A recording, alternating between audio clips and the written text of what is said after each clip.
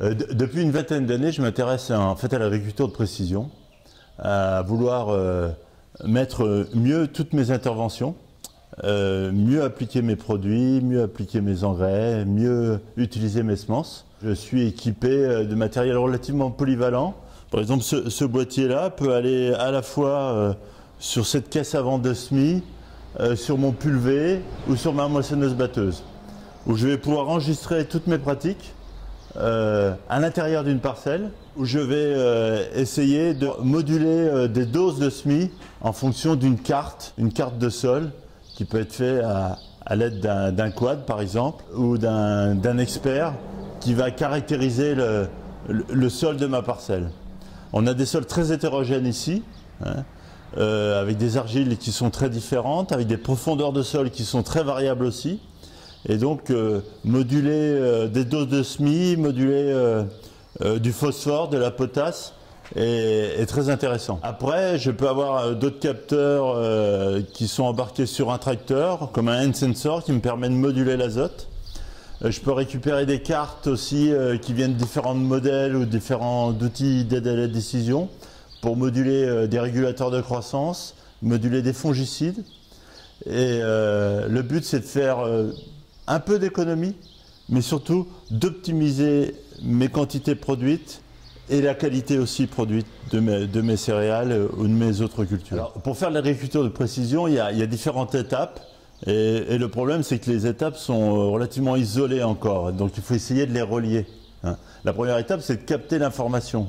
Alors si c'est une photo satellite qu'on peut récupérer de manière complètement gratuite aujourd'hui sur Internet, ou un vol de drone, ou alors des capteurs embarqués sur un tracteur, on a déjà une information qui est récupérée. Après cette information-là, il faut la traiter, il faut la passer à travers un modèle pour pouvoir enfin avoir cette carte de modulation qu'on va pouvoir remettre dans le boîtier. Donc on voit qu'il y a beaucoup d'étapes. Évidemment, il y a un investissement au départ au niveau des capteurs, mais qui est pour moi, qui n'est pas le frein de cette agriculture-là. Le frein de l'agriculture, c'est qu'elle soit comprise par l'agriculteur et qu'on ait des modèles qui soient de plus en plus précis et qui montrent l'intérêt de cette agriculture-là.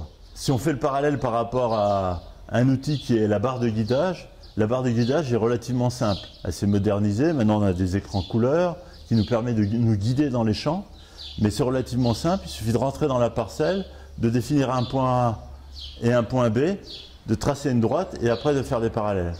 Et ça en fait l'agriculteur l'a très vite compris et le maîtrise. Donc ça s'est développé à une vitesse grand V. Par contre, tout ce qui est modulation intraparcellaire, il y a beaucoup plus d'informations à rentrer dans la machine pour pouvoir s'en servir. Et c'est ça qui est complexe. La validité des informations, la crédibilité des informations.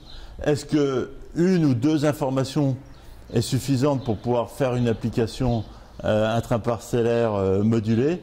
Tout ça, c'est relativement plus complexe. C'est pour ça que ça mettra beaucoup plus de temps à se mettre en place et être aussi être ressenti par l'agriculteur comme étant un outil utile. Je pense qu'il y a un frein qui est encore important à l'agriculture de précision aussi, ce qu'on appelle l'interopérabilité des données. Donc c'est toute cette partie de données à interpréter mais à collecter, mais aussi que ça puisse se poser tout ça, qui est sans doute l'un des freins aussi de l'agriculture de précision.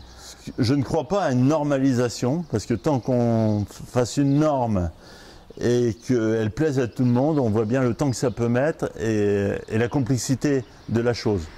Je crois plutôt qu'il faut être sur de l'open source, des datas relativement simples à lire et utilisables par des choses qui peuvent être, elles, par contre, beaucoup plus complexes. Ce qui manque aussi aujourd'hui, c'est l'accompagnement. Hein. Les marchands de matériel agricole vendent du matériel, mais n'ont aucune aide auprès de l'agriculteur pour comprendre comment sont faites les cartes de modulation. Pour eux, ce n'est pas leur métier. Les gens qui font les cartes, après, eux sont encore aussi dans l'expérimentation et veulent répondre à la question que l'agriculteur leur demande. Il faut que ça soit simple et que j'ai plus qu'à faire l'exécution. Hein. Donc on voit bien que pour ceux qui réfléchissent, qui essayent de comprendre comment ça marche, c'est beaucoup encore d'échanges et d'expérimentation et de bidouillage et de connaissances. Il nous manque, pour l'agriculture précision, le partage de la connaissance entre à la fois les experts, les techniciens, les chercheurs et les praticiens qui sont les agriculteurs. Je pense que aussi le co-farming, c'est-à-dire les échanges entre agriculteurs qui utilisent l'agriculture de précision, sera un effet booster pour que ça soit démocratisé.